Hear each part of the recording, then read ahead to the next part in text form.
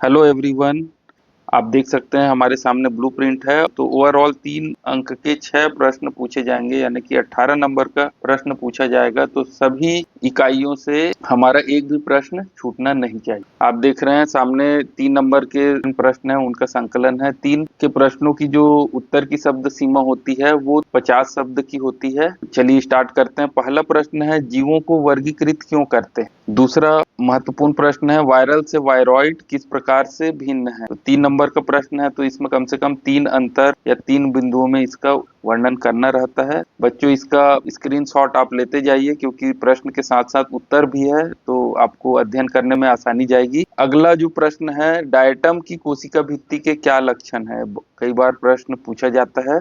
अगला प्रश्न, जालिका व्रत और समानांतर शिराविन्यास में अंतर स्पष्ट कीजिए। तो इसमें 3 अंतर हमको लिखना है। अगला है, प्रकंद घनकंद और सलकंद में तुलना कीजिए। तो तीनों में तुलनात्मक अध्ययन करना है। अगला प्रश्न हमने लिए हैं, परिचर्म क्या है। द्विबीजपत्री तने से परिचर्म किस प्रकार से बनता है। ठीक है, अगला है, स्क्रीनशॉट लेते रहिए। निम्न के कार्य बताइए। मेढक की मूत्रवाहिनी और मेलपीजियन नली। तो मेढक की मूत्रवाहिनी के कार्य लिखना है, और मेलपीजियन नली जो कीटों में पाया जाता है उनका कार्य लिखना है। अगला आरेख बनाने से संबंधित ये प्रश्न है, चित्र या आरेख बनाइए। मेढक के पाचन तंत्र का नामांकित चित्र बनाइए। तो एक आरेख आता ही है, आप इसको बिल्कुल नोट कर लीजिए। और कैसे आरेख बना हुआ है ध्यान से देखिए, स्क्रीनशॉट लेते रहिए। बहुकोषी जीवों में श्रम विभाजन की व्याख्या कीजिए। बहुत ही इंपॉर्टेंट 3 नंबर का प्रश्न है। उसी प्रकार सरल उपकला एवं संयुक्त उपकला में अंतर लिखिए।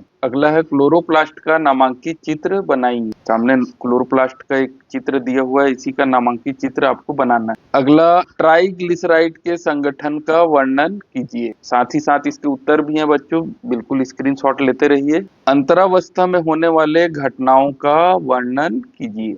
कौन कौन सी घटनाएं अंतरावस्था में होती है उसका हमको वर्णन करना है। अर्धसूत्री विभाजन का क्या महत्व है। बहुत ही महत्वपूर्ण प्रश्न है, कई बार पूछा जाता है। आगे, निम्न के बारे में वर्णन कीजिए। पहला है संयुग्मन, दूसरा है युगली, और तीसरा है किएजमेटर। तो आप देख सकते हैं तीनों का उत्तर है, स्क्रीनशॉट ले लीजिए। अगला इंपॉर्टेंट प्रश्न है, रक्त को एक संयोजी ऊतक क्यों मानते हैं। जलीय प्राणी सामान्यतः अमोनिया उत्सर्जी होते हैं, जबकि स्थलीय प्राणी ऐसे नहीं होते। विवेचना कीजिए।